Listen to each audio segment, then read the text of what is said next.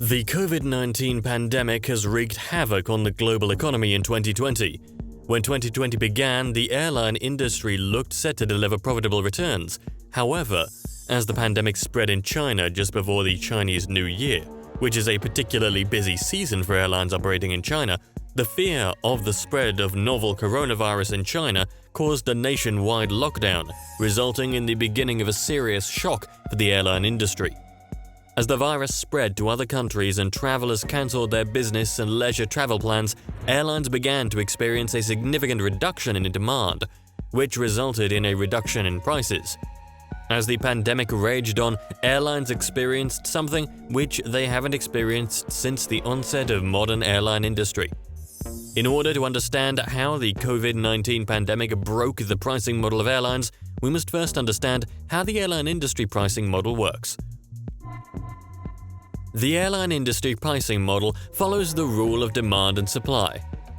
Most of the other industries try to control the supply side as it is easier to do so as compared to controlling demand. For instance, the automobile industry controls pricing by managing the supply of cars.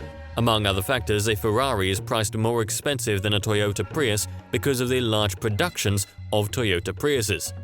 The airline industry, on the other hand, has a much more complex pricing model. Controlling the supply of available seats is not as easy as it sounds, which is why airlines try to manage both supply and demand for airline travel in order to extract the maximum revenue possible through their pricing model.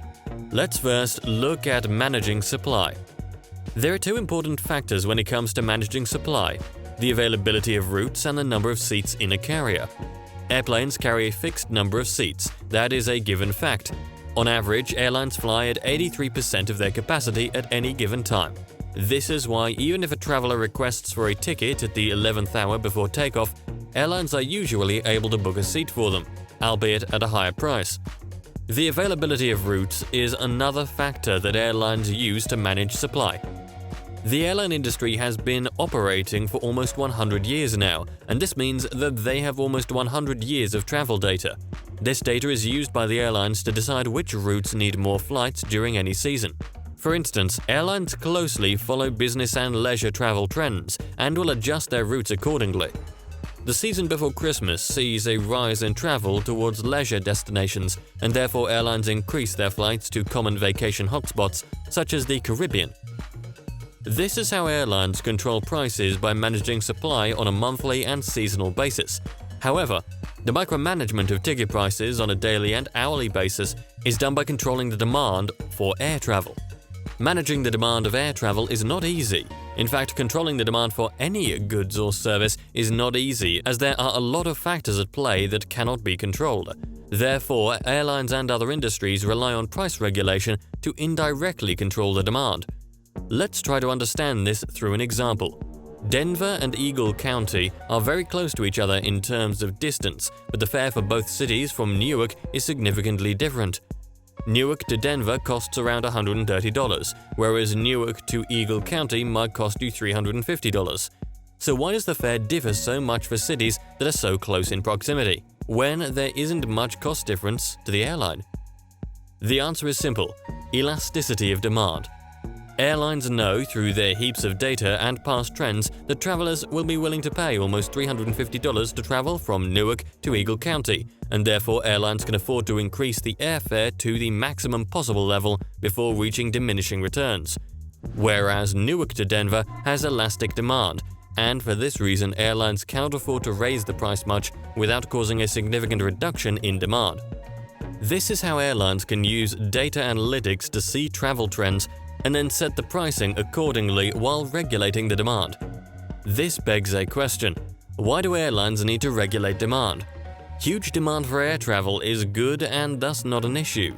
In fact, it was the high demand which caused the airlines to expand in size, so high demand is always good. Low demand, like in any business, isn't good for the airlines. Low demand translates to vacant seats and, in extreme cases, idle planes, which adds to costs. Planes are cheaper to maintain when they are in the air as compared to when they are standing idle.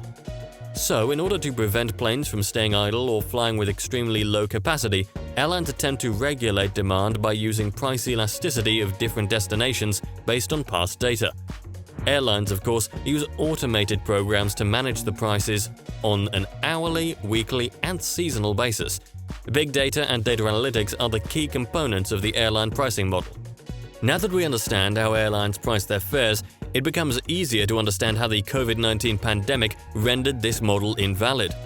The global pandemic was declared around mid-March, which caused air travel around the world to come to a grinding halt.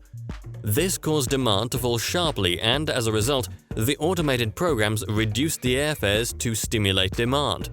These programs make their recommendations based on past data, and all of a sudden, there was no precedent in the last 100 years of air travel to help them make an informed decision.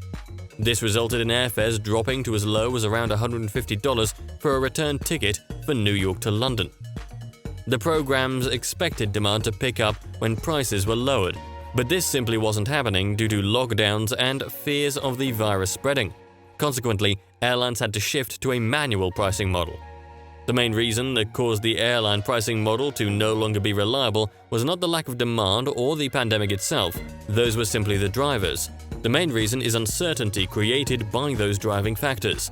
Which is why even 7 months after the pandemic outbreak, the pricing model is not back to normal due to the fear of a second deadly wave, which has already hit some countries, as well as another when winter approaches. Uncertainty is the anathema of business, and this has become evident in the case of the airline industry, which is one of the worst-hit industries alongside tourism and hospitality. This also sheds light on the weakness of machine learning. Whilst machine learning is the future, the absence of past data hinders informed decisions, thus necessitating human input, as was seen in the airline industry.